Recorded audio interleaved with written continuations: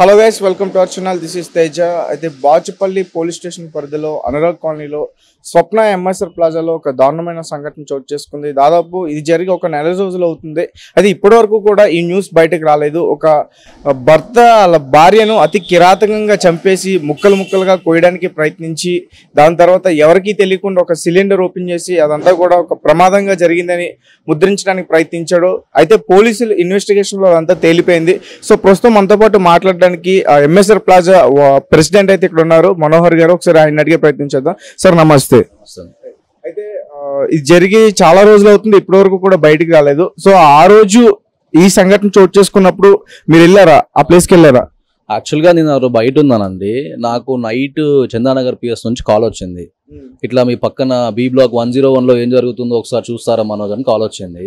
వస్తే నేను కొంచెం బయట ఉన్నానండి, ఒక 5 minutesలో వెళ్తానంటే ఆయన కొంచెం త్వరగా వెళ్ళండి అని చెప్పేసి అన్నారు. ఈ లోపు నేను మా బిల్డర్కి చెప్పాను. చెప్తే తను కూడా కిందికి వచ్చాడు. తను 3rd floorలో ఉంటాడు. తను వచ్చాడు, చూసాడితే తాళం పెట్టేసి ఉంది. ఆ లోపు నేను కూడా వచ్చేసాను. వచ్చిన తర్వాత ఇంకా మాకు ఏం జరిగిందో అర్థం కావట్లేదు. అక్కడ తాళం పెట్టుందండి అని చెప్పేసి నేను మళ్ళీ కాల్ చేసి ఏం జరిగిందన్న అని చెప్పి అడిగాను. అడిగితే మర్డర్ అయింది అని చెప్పేసి అన్నారు. ఇంకా మేము కొంచెం టెన్షన్ పడ్డాము, మాకెందుకులే అని చెప్పేసి మేము కొంచెం దూరంగా వచ్చేసాం. ఫస్ట్ ఆఫ్ ఆల్ వచ్చిన తర్వాత మళ్ళీ మాకు లోపలికి వెళ్ళి గ్యాస్ స్మెల్ ఒకటి, లేకపోతే ఎవరో తలుపు చప్పుడు కొడుతున్నారు, చప్పుడు వస్తుంది జనరల్లీ.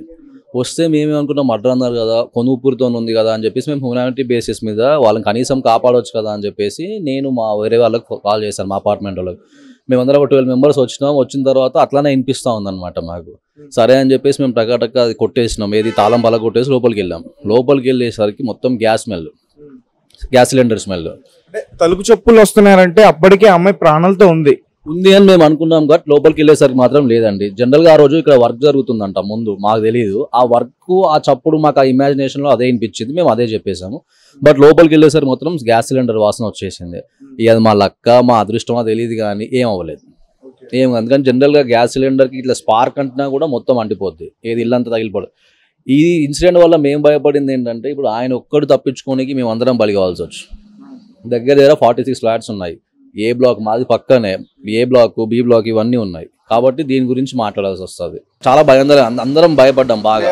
వైర్లన్నీ కూడా కట్ చేయడం వల్ల షార్ట్ సర్క్యూట్ కి అందరు ఫ్లాట్స్ కి ఇబ్బంది అయితే చాలా ఇదైపోయి ఉండేది చెప్పేసి. మీకు ఇప్పుడు గ్యాస్ ఒక్కసారి లీక్ అయింది అనుకోండి, అది హీలియం గ్యాస్ పేలింది అనుకోండి, మొత్తం అందరూ స్మాషే, పైన కింద. ఇప్పుడు ఆడెవడో చేసిన తప్పకి మేము ఎందుకు బలవుతామండి, మాకేం అవసరం, మాకు చిన్న చిన్న పిల్లలు ఉన్నారు.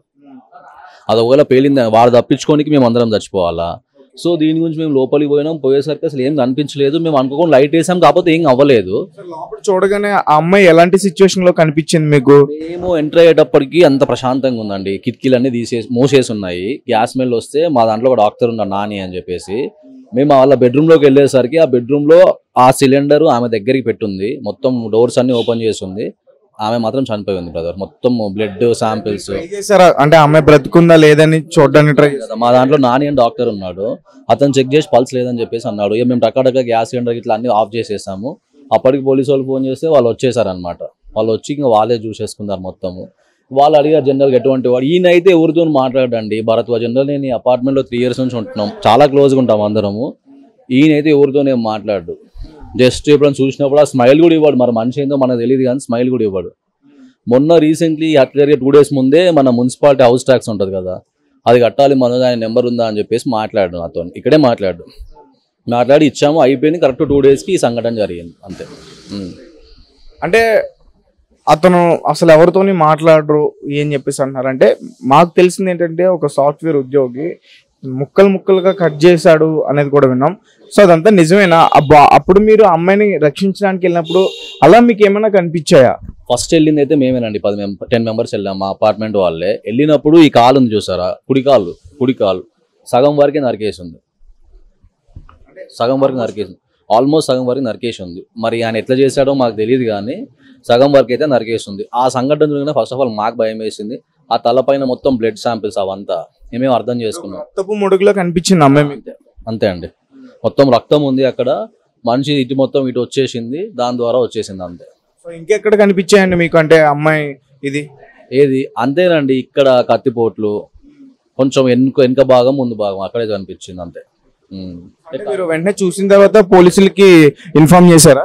మేము అప్పటికే పోలీసు వాళ్ళకి కాల్ చేశానని చెప్పాను కదా. ఫస్ట్ మాకు చందానగర్ పిఎస్లో ఇతను లొంగిపోయిందంట, ఎవరు భరద్వాజ్. అక్కడ నుంచి నాకు కాల్ వస్తేనే ఇన్ఫర్మేషన్ అంతా మాకు తెలిసింది, లేకపోతే మాకు కూడా తెలియకపోవు. ఆ గ్యాస్ స్మెల్ కూడా అప్పుడే స్టార్ట్ అయింది అనమాట, స్మెల్ రావడము. దాని ద్వారా మేము సీసీ కెమెరా కూడా చెక్ చేసాం, అసలు ఎప్పుడు పోయింది అని చెప్పేసి. 9:40కో 9:50కో ఇక్కడ నుంచి వెళ్ళిపోయాడు అపార్ట్మెంట్ నుంచి, వాళ్ళ అబ్బాయిని తీసుకొని వెళ్ళిపోయాడు అంతే. అక్కడ వరకు సాధారణంగా మనం మనిషి మీద దాడి చేసినప్పుడు కొన్ని క్యాట్లు అలాంటి చప్పుళ్ళు వినిపిస్తూ ఉంటాయి. అతను కత్తితో దాడి చేశాడు కదా, అలాంటి టైంలో లోపల నుంచి శబ్దాలు ఎప్పుడు మీ పక్క ఫ్లాట్ వాళ్ళకి వినిపించలేదా?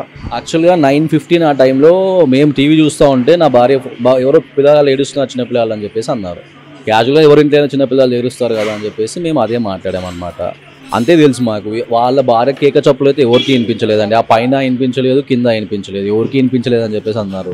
ఇప్పుడు ఈ ఫ్లాట్ వాళ్ళ కిందనే వాళ్ళు అదే చెప్పారు. ఇంకా అంతవరకే మాకు కూడా తెలుసు, మాకైతే ఎవరికి వినిపించలేదండి. మరి అది ఎట్లా చంపాడో మాకు కూడా తెలియదు, బట్ వినిపించలేదు. అంటే భరద్వాజ్ గారు కాదు, వాళ్ళ వైఫ్ ఎప్పుడైనా మీ నార్మల్గా ఉంటుంది కదా సార్, ఫ్లాట్ పక్కన ఉంటే మాట్లాడతారు, నార్మల్గా ఆడవాళ్ళు మాట్లాడుకుంటారు, అట్లా ఆమె ఇంట్లో విషయాలు ఏమైనా పక్క వాళ్ళతో షేర్ చేసుకుందా?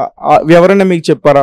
మీరు ప్రెసిడెంట్ కాబట్టి. మనకు అట్లాంటి ఏది ఇన్ఫర్మేషన్ అయితే ఏం లేదండి ఇప్పటిదాకా, నాకైతే ఎవరు చెప్పలేదు. జనరల్గా ఇంటి పక్క వాళ్ళు అంటే మాట్లాడుకుంటారు, వాళ్ళ ఇంటి పక్కన టెనెంట్స్ ఉంటారు, ఆ టెనెంట్స్ మాట్లాడుకుంటూ జనరల్గా వీళ్ళ పిల్లలు వాళ్ళ ఇంట్లోకి, వాళ్ళ పిల్లలు వీళ్ళ ఇంట్లోకి, ఇక్కడి వరకు మాత్రమే తెలుసు తప్ప వాళ్ళ యాక్చువల్గా మాకు 10 months 1 year ఇక్కడ లేదు వాళ్ళకి. మరి ఆమె కన్సీవ్ అప్పుడు వెళ్ళిందంట, తర్వాత మొన్న రీసెంట్లీ వచ్చిందని చెప్పి. మరి వాళ్ళ ఏ మధ్యలో గొడవలు ఏమున్నాయో మనకు తెలియదు, బట్ 1 year దాకా మాత్రం ఇక్కడైతే లేరు వీళ్ళు. 1 year వరకు లేరు. ఎందుకు లేరు నాకెట్లా తెలిసి ఈ విషయం అంటే, వీళ్ళ ఫ్లాట్ ఏమంటారు శుభ్రం చేయక చాలా రోజులు అవుతుందంట, అది స్మెల్ వస్తుందని చెప్పేసి పక్క వాళ్ళు కంప్లైంట్ ఇచ్చారు నాకు. ఇస్తే వీళ్ళని క్లీన్ చేయమని చెప్పేసి నేను కాల్ చేసిన అనమాట. అప్పుడు తెలిసింది మేము లేం ఫ్లాట్లో, పలానా టైంకి వస్తామని చెప్పేసి తెలిసింది అనమాట. ఫ్లాట్ అయితే మూసేసి ఉందా సార్? మూసేసాను.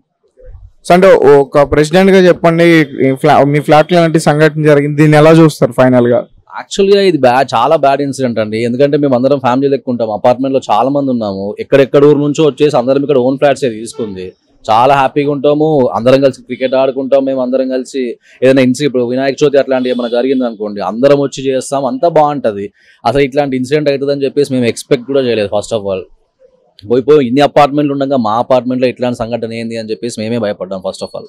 ఎందుకంటే మర్డర్ అంటే చిన్న విషయం ఏం కాదు, అది చాలా భయం వేసి. కాలు హాఫ్ కట్ చేసాడు అంటే అతను భయం వేసి ఆగిపోయినట్టున్నాడు.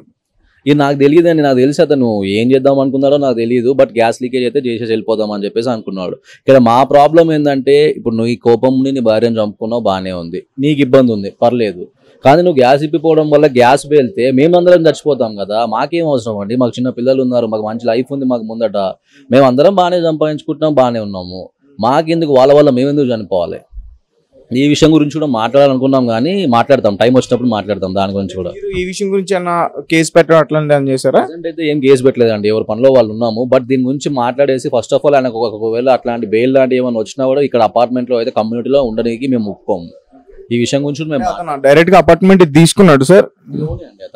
అతను ఓన్దే, అది వాళ్ళిద్దరు భార్య భర్తలు ఇద్దరు పేరు మీద ఉందంట, నాకు ముందనే తెలిసింది అంతే.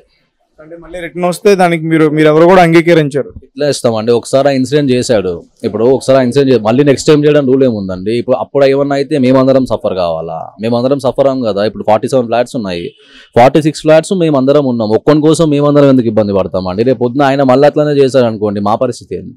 మాకేం అవసరం, అది మాట్లాడాలి. Okay sir, thank you. So guys చూసారు కదా, మనతో పాటు ప్రస్తుతం మాట్లాడిన వ్యక్తి, అతను చాలా దారుణానికి పాల్పడ్డాడు, గ్యాస్ లీక్ చేశాడు. అది ఒకవేళ అది ఫైర్ అయి ఉంటే మొత్తం మిగతా ఫ్లాట్లకు కూడా వచ్చి అందరికీ కూడా ప్రమాదం అయ్యే అవకాశం ఉందని చెప్తున్నారు. సో మిగతా విషయాలు కూడా మనం అడిగే ప్రయత్నం చేద్దాం వేరే వాళ్ళని.